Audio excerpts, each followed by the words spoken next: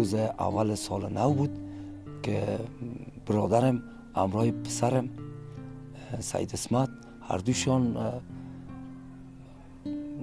سخی شاه مردان به خاطر زیارت کردن رفته بودن و از زیارت هم نموده بود. دوباره پس طرف خانه میخواستن که بیا در مسیر راه در سرک پانتون در همینجا در انتحاری برابر شد. هر دوشان میخواست که در آینده بازو بته همراه شخص خودم میخواست که در اقتصاد کمک شود، همراه پدر، همراه خانواده.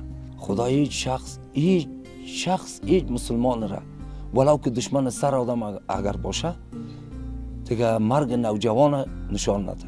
بسیار سنگین است، بسیار مشکل است، بی نهایت.